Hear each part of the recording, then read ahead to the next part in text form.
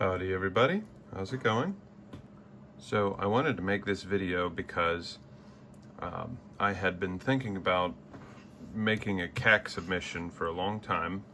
I joined months ago and had yet to do it, so I finally had some coins that I actually wanted to send in and get grading and see what I think about CAC grading. I know I like their holders, and if I can find a coin that I like graded by CAC, I will pick it up in a heartbeat. I did send a submission into ANAX before, but aside from that, that is my only experience getting coins graded. So I wanted to try this out more or less as an experiment. This is their submission form. All in all, it's pretty simple. I did have a few questions and I called their customer service. I gotta say, I was very pleased with customer service. I got a human as soon as I called, a very nice lady, and she was able to answer all my questions. Took her time with me. I didn't feel rushed, and all in all, it was a very pleasant experience. Anyways, continuing on, I figured I would show you guys how this form gets filled out, and maybe it'll help you kind of as a guide if you ever decide to do this. So the first part here is your personal information: name, member ID, and address. I have that covered up for obvious reasons. Next is shipping method. They do say, unless you actually have a FedEx or USPS account, to select the CAC shipping and insurance, and it'll come either FedEx or USPS when you do that. Then after that, you select the service type. So you have grading, which is when you have raw coins that you're sending in to grade. Crossover, which is when you have a coin in either a PCGS or NGC holder that you want to get graded and put into a CAC holder. Legacy crossover, that's when you have a NGC or PCGS holdered coin with the CAC sticker that you just want crossed over into a CAC holder. That's a little cheaper, the legacy crossover. From what I understand, it's the cost of a reholder. Then you have reholder, which is just if you already have a coin graded by CAC and maybe the holder got broke or damaged or in any way, you can send it in to get reholdered. Then reconsideration, that basically is what it sounds like. If you have a coin that you sent in, they graded it one way and you think it deserves a better grade or something different, you can send it in for reconsideration. Next, they ask you if you get a details grade, do you still want it holdered? For these coins, I selected yes. Now here are the service tiers. You have ultra rarity, rarity, walkthrough, express, standard, gold, economy, and economy for Morgan and Peace dollars only. Then modern, which is 1965 to present, modern walkthrough, modern express, modern standard. Now these max values are per coin. So if you're doing a submission and all your coins are under $500, you can do the economy shipping. Now, the lady on the phone told me that normally economy is 10 to 20 days and standard is 5 to 10 days. Then all of these tiers are 2 to 5 days. And that's business days, naturally, which I thought that was phenomenal, seeing as my ANAX submission took 10 weeks, and I have heard people getting their coins graded by NGC and PCGS taking even longer than that. She did, however, tell me that because of high submission rates it is more like 20 days to 3 weeks for economy and 5 to 14 days for standard, which I still thought was phenomenal. So if it only takes that long, I will be very happy. I did select standard because though I don't believe any of my coins will be worth 500 or more, I was not sure about one, and I kind of honestly just wanted them back quicker, is really what it came down to. Anyways, on to the coins. First, for the raw. Now, this is another thing. I did ask, because I had both raw coins and graded coins that I wanted to send in, I asked if I could do it all on one page, because it tells you to only select one type for the service. And the lady told me, no, you have to do 2 separate pages, but you can write on there to combine shipping so that you're not paying shipping for both orders. Anyways, first coin is an 1854 O seated $half, O with arrows.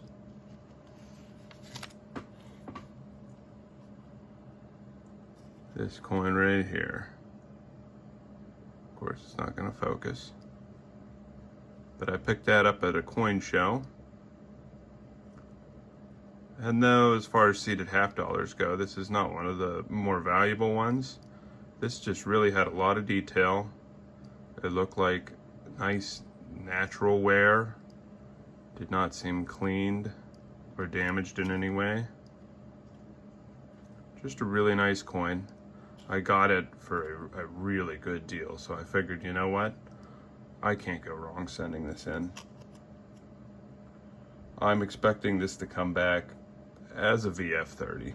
At least that's my hope. When this does come back, I most likely will put this up on my eBay page if anybody's interested.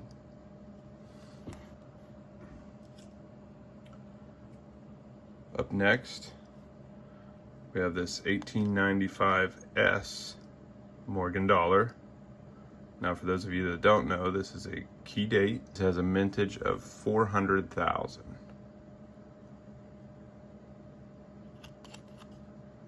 Now, this coin,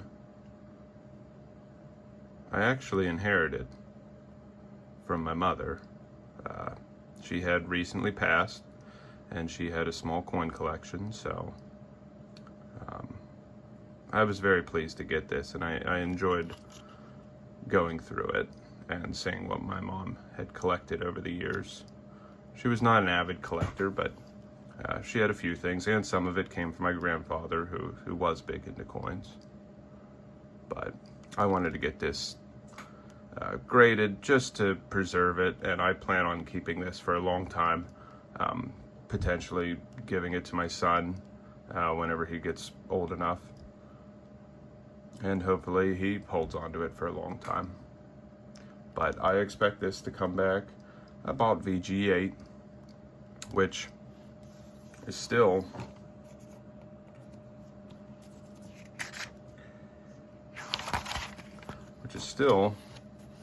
I figure about a $460 coin. So that'll be cool. But honestly, whatever this comes back, even if it's details, I will be happy with it, and I will be holding on to this.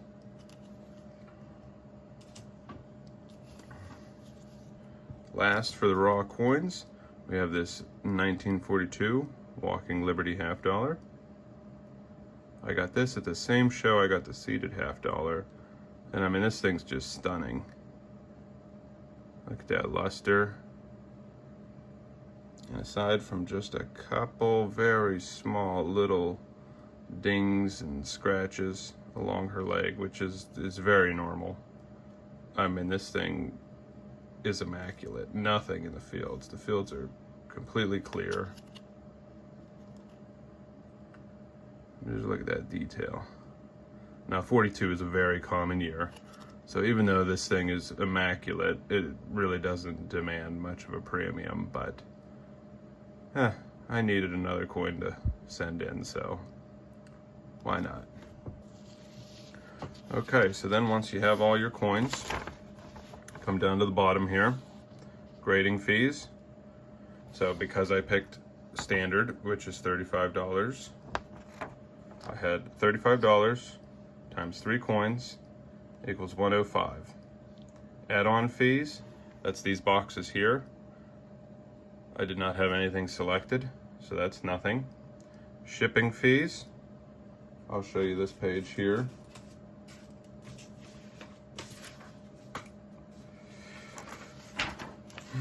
Right here is their shipping fees. So 1 to 10 coins, under $10,000, which is what I have, 30 bucks. So you add those up plus the $10 handling fee, and you have $145. Now the lady I called said I could write a couple notes right on the submission form like this. There is a note page. I think it's 4 pages down, but it's just a lot easier making notes on this. So because I have another page, I wrote down the total combined cost for the submission with the 2 pages is $235. Then now for payment, I do have a credit card on file with them on my account. So I selected that. If you were doing a check, it would be here. My printer, normally this total is actually typed out here. My printer kind of cut the edge off for whatever reason. But I have a credit because when you join, you get a $50 grading credit because they prorate their membership and stuff. My grading credit was $36.44 because I had not paid for an entire year membership because it was prorated and we were already so far into the calendar year. So the lady told me just to apply allocation and the amount, and they should deduct that from the total cost and charge my card. Then sign and date. I did write combined shipping 1 of 2 because this is page 1 of 2. Total declared value, $700. Total combined for my other page, $860. This page, fill it out exactly the same. Name, member ID, address, CAC shipping and insurance. Now with these, I chose to not holder if details, which actually I need to make a note. If they do not grade these, I want them to stay in these holders if they cannot grade them for any reason. So I will put that note down here somewhere. Same thing, standard. She did say that you can submit 1 form standard, 1 form economy, and it will cost you a little less on the cost of grading per coin, but the shipping will take as long as the lowest tier that you have chosen. So even if you had ultra rarity and then another form that was economy, all on the same order, then it would take as long as the economy does to get back to you. So for these graded coins, I have this 1951D Franklin half dollar graded AG3. I've showed this on my channel before. It's just really unique because you do not run into Franklin halves worn down this much with a straight grade. I mean, naturally a poor 1 would be awesome, but those really just almost don't exist in Franklin halves. This is one of the lowest grades you can even get. So I just thought it would be really neat to have this in a CAC holder because I'm sure there's not a single one out there like it in a CAC holder. I mean, this was the only one in an NGC holder, so I thought that would be pretty cool. We'll see what happens. I'm hoping for either AG3 or maybe even Fair 2. So then we have this 1963 proof Franklin. This is another coin for my own personal collection. It's hard to see with the light, but I love proof Franklins with this rainbow rim toning. I mean, every time I see one like this, I just have to pick it up. And it's one of those things that within reason, I don't even care about the cost. I have no idea what I paid for this, honestly. I just seen it, I liked it, and I had to have it. And now I want to get it into a CAC holder. It was graded proof 67 by PCGS. Honestly, I don't care what it comes back as in the CAC holder. I just want it in a CAC holder. The grade doesn't matter to me. I just like the coin.